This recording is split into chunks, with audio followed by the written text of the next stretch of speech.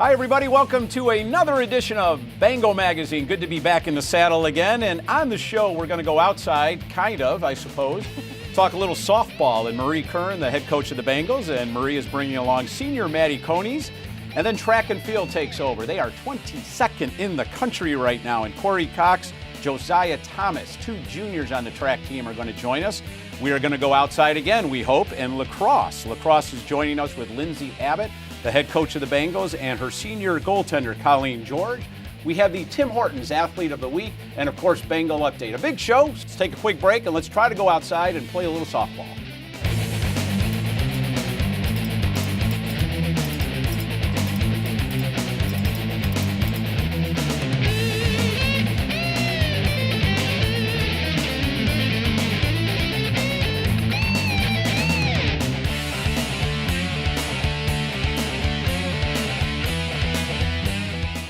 Hi, welcome back, everybody. Let's try to go outside, I suppose, and do a little softball, although the weather is so horrible. We're still indoors. And Marie Curran, the head coach of the Bengals, and Maddie Coneys, her outstanding senior pitcher, and I finally got the last name correct after 4 years. Coach, the weather is horrible. We'll talk about that in a little bit, but it was pretty darn good down in Florida where you went. You had 11 games in, I think, 7 days. No rainouts, no snow. Beautiful. I'm kind of curious. What was your thought pattern going when you go down to spring? Because everything's indoors and then all of a sudden you're outdoors. What are you trying to accomplish as a coach? Well, this year we set up our schedule a little different. We were supposed to go to Salisbury University in early March, and that tournament got snowed out. Yes. Large amount of snow in Maryland was not expected. No. So the original plan was to use those 4 games to create our identity and figure out who our starters really were. We have a lot of very strong young players in our program, and really seeing how we mesh and gel together is important right now. So we had to take advantage of that in Florida. We had numerous starting lineups. We had an opportunity to start quite a few of those players and to see who fit. And I think with the last day, we finally figured out who we were. Okay, well, and obviously you want to win, but there's a reason to go down there too in terms of tweaking. So you have this thought pattern going into the 7 days down there. When you come out, was it what you thought when you went in, or did things change dramatically? Just a little tweaking? I would have to say things changed dramatically this year. How about that? Yeah. Okay. Our pitching staff was significantly better than we were expecting out of the gym. They hadn't thrown on dirt and came out. I think we threw one illegal pitch the whole time we were down there, which is unheard of. Okay. Maddie went into the RIT game throwing a no-hitter until the 6th inning. That's right. So we did some great things on the mound.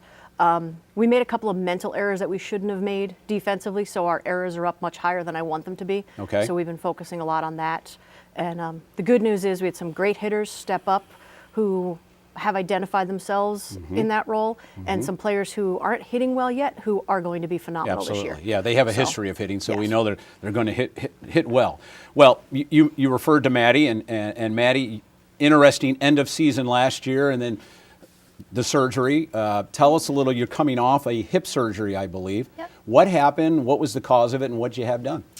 Well, I ended up tearing the labrum in my hip. Ouch. So what they had to do, it was a series of events. They thought it was one thing, and it turned out to be another thing. I ended up going for an MRI, and they saw that I had bone overgrowth in my hip, which ended up tearing the labrum. Yikes. So I went in June 24th and had the surgery, and then ever since then it was rehab. Sure, it was rehab. I thought you were going to say it was great, but, No. but rehab it sounds like a really tough surgery. What was the rehab like? How long, are you still doing rehab toward it? So what was the rehab like? Well, I was on the couch for about a day, Okay. and then the second day I was riding the bike for, like a mobile bike, for 10 minutes, and then about 3 weeks later I started rehab, and it was just like slowly getting on my feet because I couldn't put all my weight on my leg. Yep.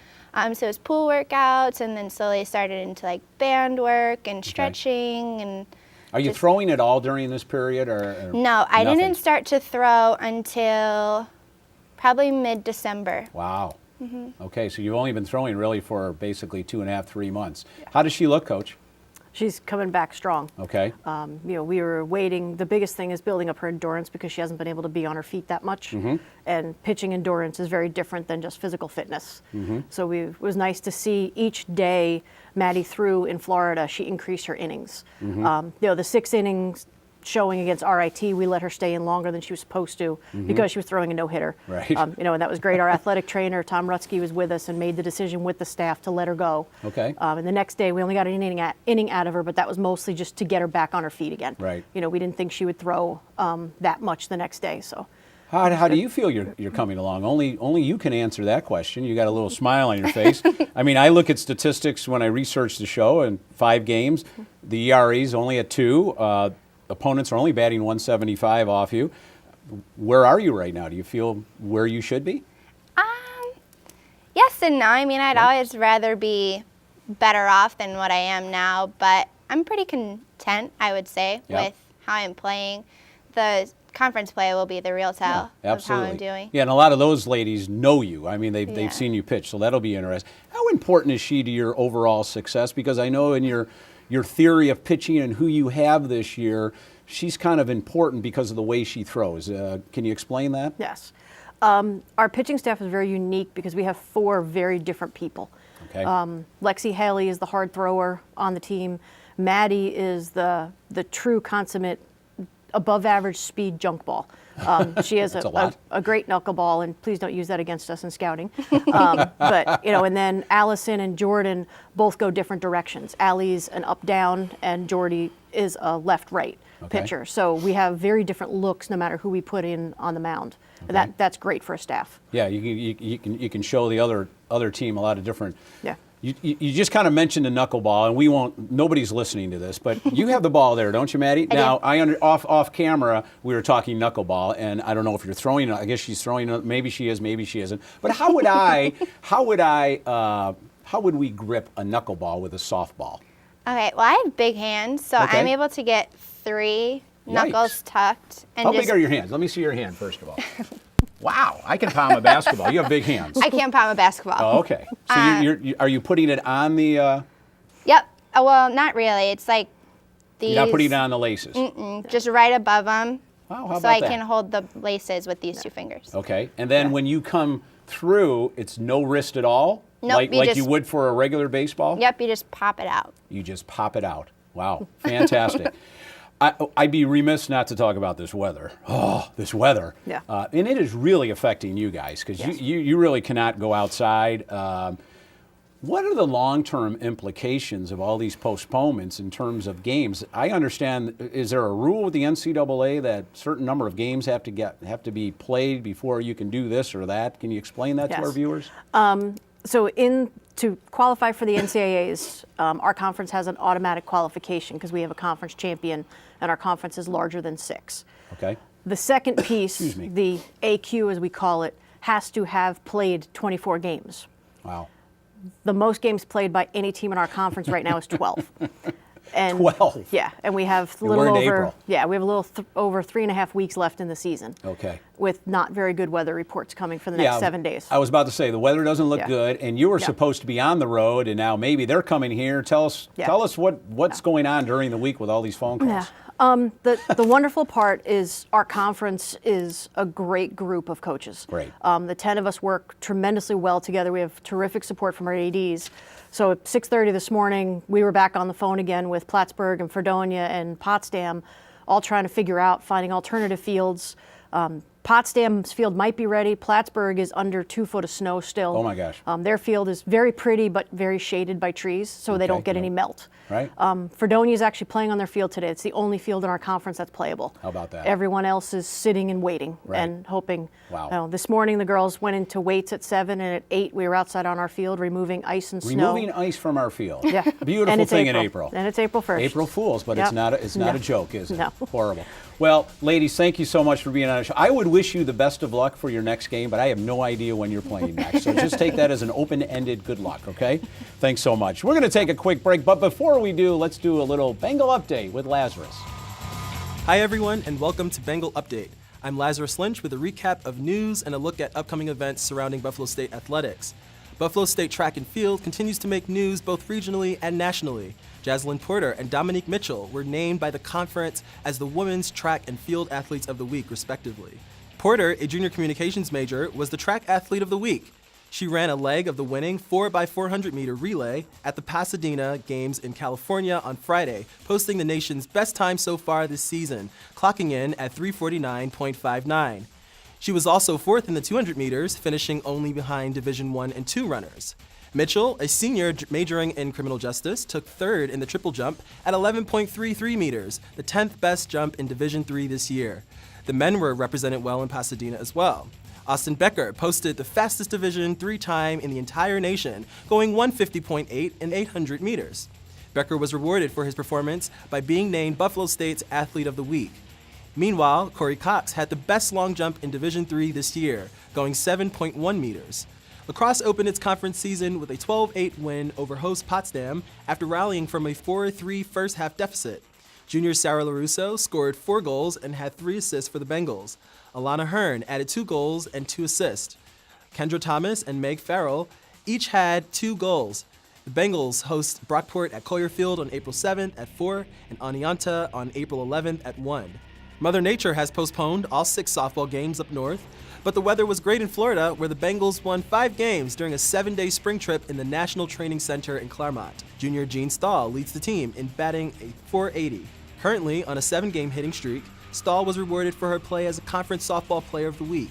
Junior Stephanie Nova leads the Bengals with 9 runs batted in, followed by 7 from senior Joanna Bardick.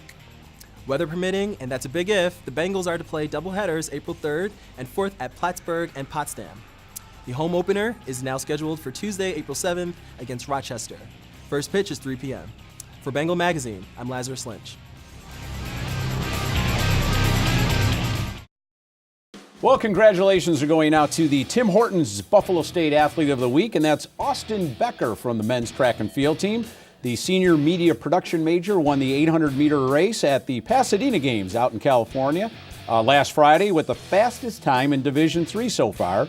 That's the fastest time in the entire nation at 150.80, and that's just 4/100ths of a second off the school record. He also ran a leg of the winning 4x400 meter relay, which posted the nation's second fastest time this year at 3:16.39. So congratulations to Austin Becker. He is this week's Tim Hortons Athlete of the Week. And funny how we have track and field on for this segment. And we're joined by Josiah Thomas and Cory Cox. And before we get into it, can we get a look at those sneakers these guys are wearing? Not only are they fast and long, but they are styling. Okay, what kind of sneakers are they? They're Adidas Flux. Nice. Yeah. And yours? Adidas something. You know? So they're Adidas brand, right? Yeah. And this is I need to get a pair. You think I could pull that off wearing something like that? Oh, definitely. The answer is yes, guys, because I'm a very fashionable kind of guy. What can I tell you? This track program, as I just read, is knocking it out of the park these days. Tell me about your trip to California. Doesn't matter who starts. Josiah, what was it like? Did you enjoy the trip? Definitely. This is definitely the best spring break I've ever had. Never went to California. How about that? Great trip. We got good results track-wise. You did. A lot of team bonding. Yep. Can't great. say anything bad about the trip. You're still friends with Cory then, right? Oh, yeah. You got Okay. closer, honestly. Well, yeah. you're both from Rochester too, right? So that's cool. Did you like the trip? What was it like for you, Cory? I actually loved it. I never thought I'd be on a plane. Oh, first time? Yeah, that wasn't my first time, but Okay. I hate it every time I get on there. Yeah, But join the club. yeah, That's okay. the hot weather, everything was just so good. The Yeah. coach, there was no problems usually because our different personalities mix. Oh, yeah, There was absolutely. no problems. Everybody ran good.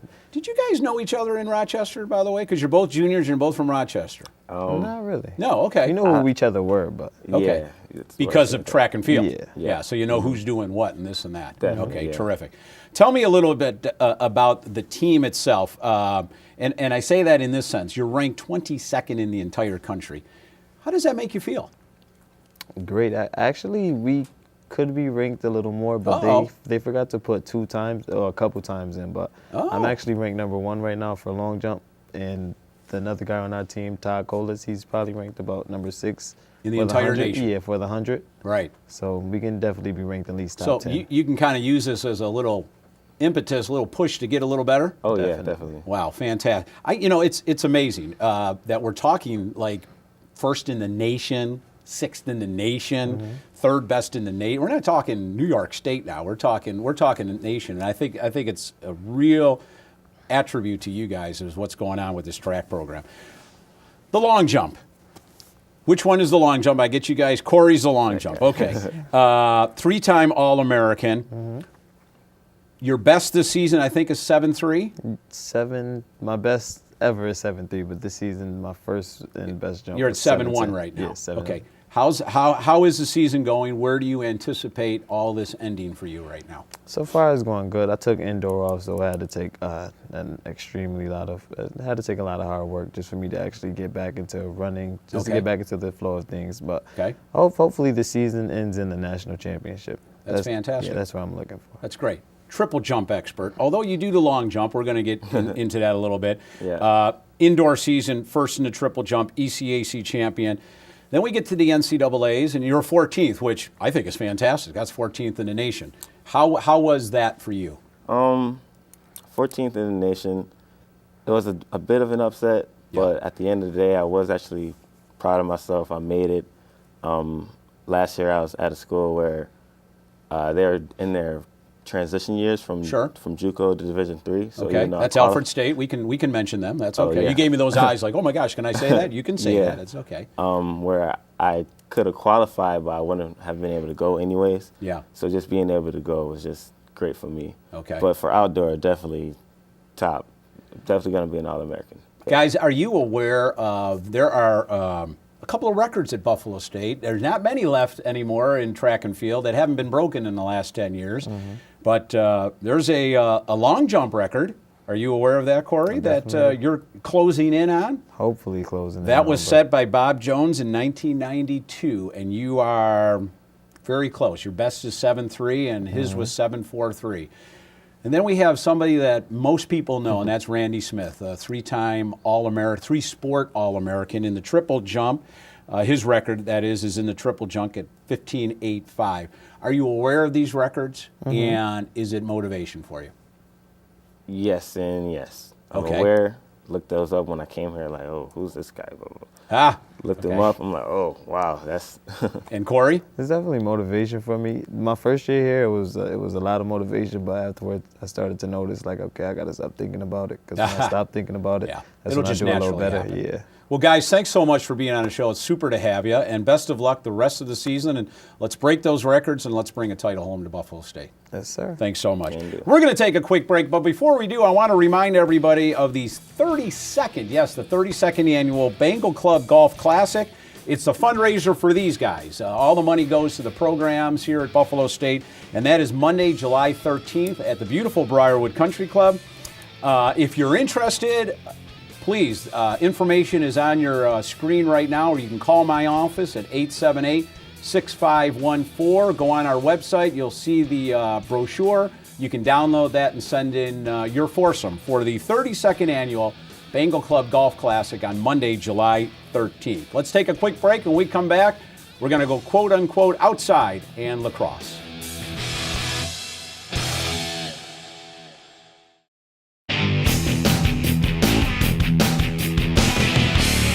All right, welcome back, everybody. We are going to go quote-unquote outside and play a little lacrosse. And we have Lindsay Abbott, the head coach of the Bengals, is rejoining us. And her senior goaltender, is it goaltender in lacrosse or goalkeeper? Goaltender? Either or. Oh, okay, good. Colleen George is with us. And ladies, thank you so much. Linz, let's talk a little bit about a fabulous trip you had out to California. I think you had a couple games out there and maybe some practice time, but it was probably very nice. Why don't you tell the viewers where you went and how it went? Yeah, we flew into Los Angeles. We played at Occidental and Pomona Pitzer. Okay. We had great weather. It was in 70s, which was perfect for us because it wasn't too hot. It's perfect for anybody right now. We were able to adapt to the weather pretty well. Yeah. We had a fantastic trip. It was wonderful. How did you schedule that? Did you have contacts out there? I mean, somebody would say, why'd you go all the way to California? Yeah, it was actually already scheduled before I got here. Oh, nice. Thank you, Meg. No, that would be Kelsey. Kelsey, Yep. okay. So she had already scheduled Great. it and put it together, but the coaches were wonderful. They did help us out, and so we didn't have to travel with as much. Okay. And so they were great. So Worked out well. as I asked Marie, did you go into this trip knowing that you're going to have beautiful weather, it's going to be perfect conditions to play? Did you go into the trip with a mindset in terms of your team and what you wanted to accomplish? Yeah, we were hoping to go 2-0. Yeah, Unfortunately, sure. that did not happen. Our first game, I don't think that we quite adapted maybe to the conditions. I don't know if we were jet lagged. We didn't really come out as strong as we would have hoped. When we played Tuesday night before we left, we had a very, very strong showing. We didn't produce as much offensively, but we had a great defensive play all the way from our attackers to our midfielders to our defense and Interesting. goalkeeping. Okay. But unfortunately didn't pull off the Oh, win. right. But I think it set us up for coming home for some great play against Boston. And what did you learn from that trip as a coach? Do you have to do more tweaking with your team? Or We did. You know what? On Tuesday's game versus Pomona Pitzer, we changed up a lot. We had a couple starters that didn't even end up playing. Okay. So we did change up a lot, and it worked for us. You Yeah. know, so that's what we went into Potsdam with. Great, terrific. We're going to talk about Potsdam in a minute, but we're joined by your senior goaltender, Colleen George. And Colleen, I have never had a lacrosse goaltender. I don't think. Maybe Ashley was on the show, but I am curious. First of all, goaltending in lacrosse it can be really dangerous. I think you have a big stick, you have a mask. I think you have a chest protector, but that's about it. You don't have any what we would call in hockey goalie pads, and then I found out you don't even have any shin pads on. Where did you first gain any interest in being a lacrosse goaltender? I was actually a softball catcher when I was younger. That makes sense. And I just remember the first day of modified lacrosse, them being like, "We need one, and you're the closest thing to it." So I kind because of you're got used to thrown in getting it. really fast balls thrown at you. Okay, wow, how about that? And it just kind of stuck. You said, "Great, I'm in." Yeah, basically. Okay, terrific. Tell me about the strategy of a goaltender. We were talking off camera. I play a little hockey, and I'm a goalie in hockey. Not really good at all, but there's certain strategies that we use as a goaltender. What are you looking for? Let's say an offensive player comes in the 8-meter. Are you looking at her stick? What is the strategy of a goaltender? Definitely trying to keep in mind my positioning so it appears as okay. if there's not a lot of the cage to Okay. shoot at, and just watching their stick as opposed to watching their eyes. Okay. And trying to stay patient because they do throw some fakes in there, and that can be pretty tricky sometimes. Well, see, that's the difference between ice hockey because there's really if somebody comes in and is going to shoot, but we do look at the stick, not the eyes so much. That's interesting. And so you kind of have to, I would think that would be one of the hardest things to learn is to stay patient and just stay where you are. Definitely. So let's talk about the Potsdam game. 12-8 win, open the conference, come back from a 4-3 first half deficit. Great way to open the conference. What did you like in that game? I like that we came out very strong. We took a timeout going into the game very quickly to try and turn things around, and it did. Okay. Turned the game around. They came out strong after that and really put the game away in the first half. So when we came out in the second half, we didn't have to do quite as much work. We had some difficult referees for that game. Geez, you're not the first coach to ever say that either, but that's okay. I don't know if it was an up north thing, not really sure, but it was a little difficult for us to try and adapt to that. And unfortunately in our game, because there are so many rules that are interpreted, we have to cater to the refs. Yeah. So we kind of have to play their game. We do, and okay. you know what? We didn't really adapt to that very well. So Interesting. that's something that we'll have to work on. Okay. But we ended up pulling the win out, and it was awesome to see. And she played a pretty good game. 12 saves. Absolutely. I think that's a career best for you. Tell us about, in your estimation, how you played and why such a good game. The defense just really made my job easy. They've been making okay. it really easy, and the worse shots that they can force is the easier save for me. Gotcha. And there's definitely just total trust on that defensive end. It's Right. really nice to have. Very nice of you to say that. And we'd be remiss not to talk about the weather and the snow and the snow and the snow, and it just keeps on coming. You're kind of outside. I was actually in our fitness center a couple days ago, and this blizzard came in, and I'm outside, and all of a sudden there's the women's lacrosse team trying to practice in a blizzard. I mean, it was a blizzard in Buffalo. I would love to wish you good luck. Again, I'm not sure if you're going to play or not, but tomorrow, as we tape tomorrow, Allegheny at 4 o'clock, and then Tuesday, April 7th, at home against Brockport, 4 o'clock, Coyer Field. Best of luck, ladies, the rest of the season. Well, that's going to wrap it up for this edition of Bengal Magazine. Thanks for being with us, and thank you to everybody here in Instructional Resources. We'll see you in 2 weeks for more Bengal Magazine.